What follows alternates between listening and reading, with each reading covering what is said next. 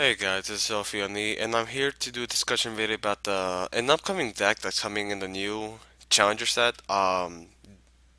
Satellite Knights is an interesting deck. I have messed around with them for a while, and they're really cool.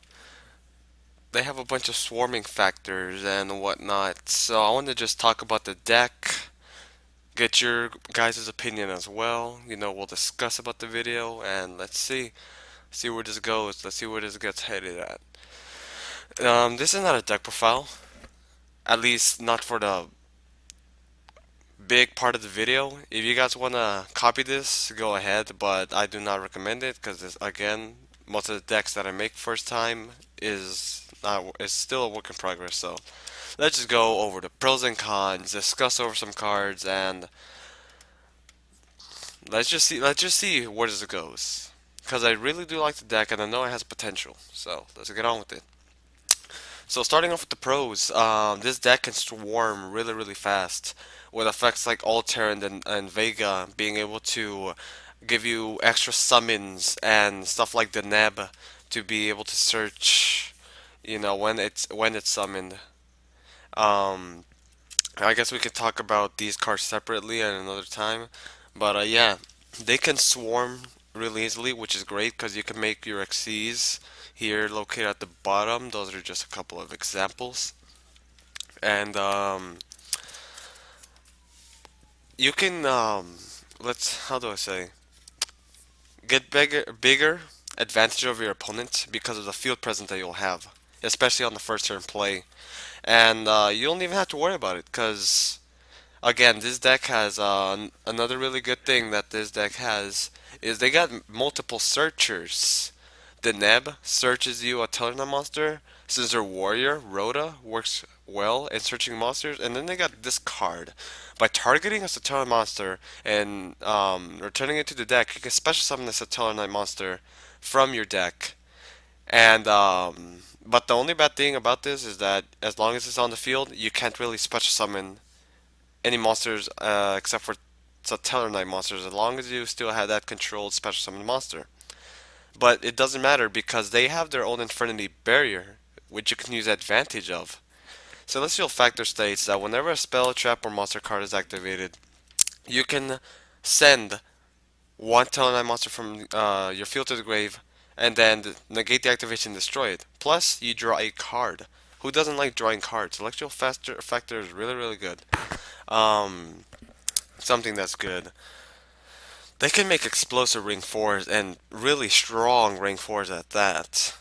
Things like Excalibur, Blade Armor Ninja since they're Warrior, Paladynamo, Omega, Tsukuyomi since they're Light. This just gives them so many good support that they can actually use, and I'm very looking forward to see how this deck can develop. Um, what else? They kind of work like Constellars. Summon, overlay, Xyz. Summon, take advantage of your opponent, blah blah blah. They got a strong boss monster, Delteros. As long as it has NC material, when you summon the monster, your opponent cannot respond to it. You can pop a card by detaching a material, and if it leaves the field, you can special summon a Satellite monster from your hand or graveyard. I'm pretty sure that's the effect. Oh, hand or deck.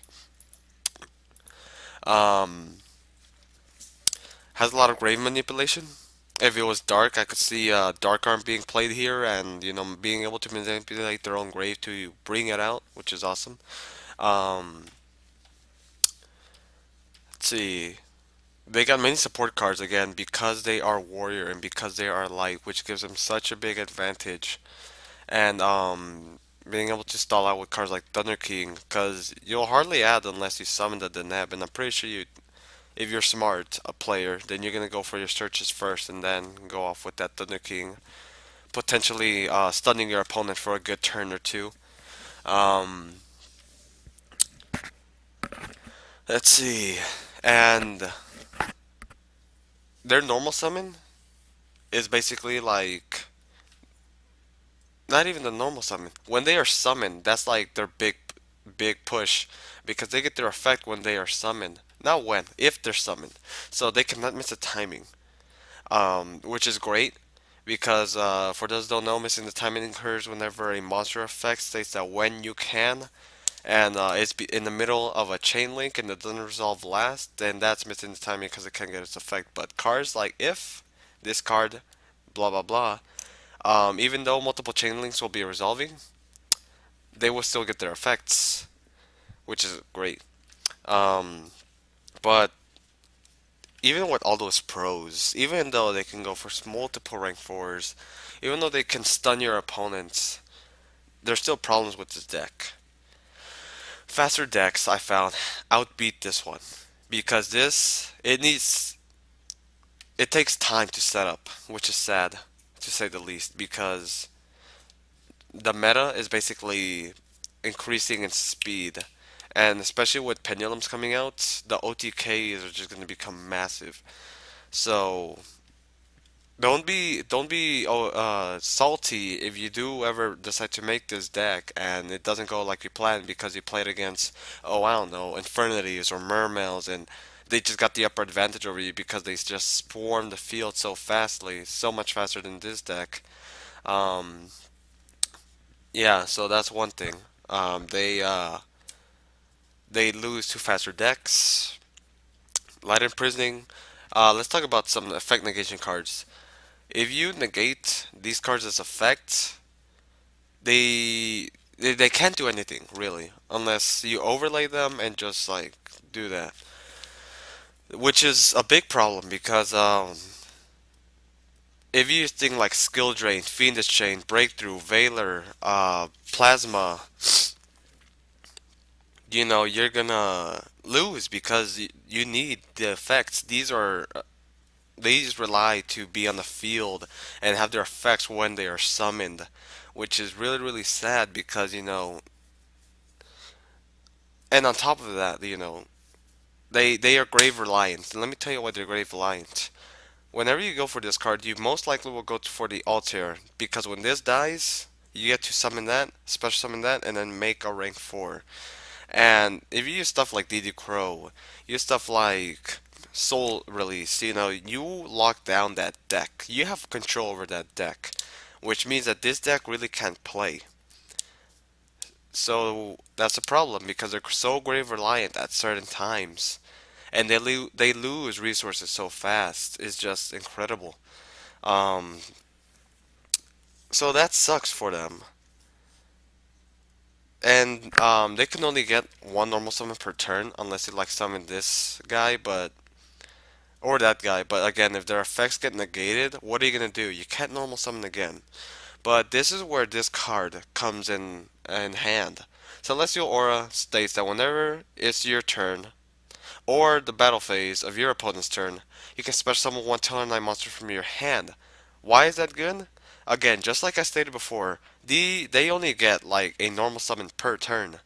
So if you have this, you can set up without even having to normal summon that turn, which is great.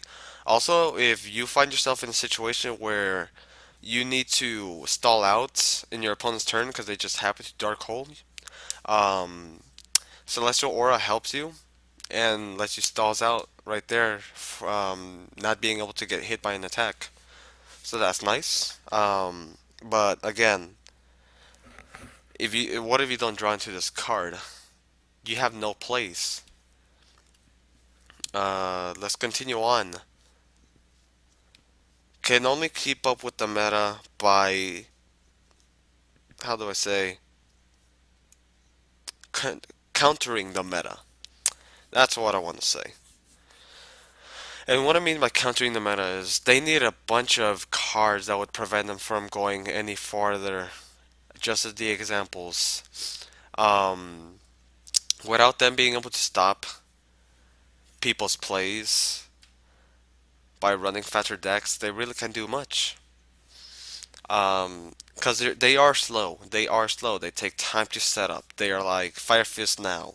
They are like Fire Kings. They are like Hat. I know Hat's meta.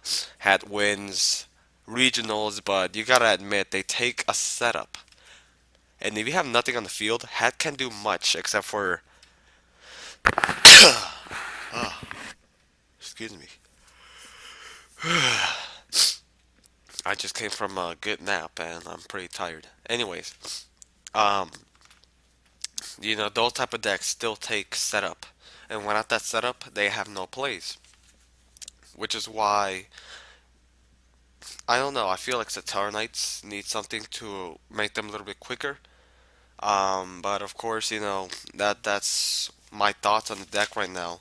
Right now, I feel like they're too slow, that you can't do much with them, and maybe if they get support in like the next set after Duelist Challenger or Advent, I don't know what they're calling them right now, but after you get like new support, then maybe this deck might be a little better. But they have excellent cards. They have really good XCs. They got good traps, good spells, good monsters. So I feel like this is a deck that could be played and can maybe top. Who knows? We don't have this yet. We'll have it in like August, so we'll just have to wait. This has been Ophion.E. I hope you enjoyed the discussion video. Um, I found more cons than pros with this deck, but of course I just started playing this deck. I started testing it, and just takes time. So yeah, share this video with your friends. Do whatever you like. Subscribe if you wish. It helps me out, and yeah, give me your opinions on them. Try it out. They're really fun. Ophion.E signing out.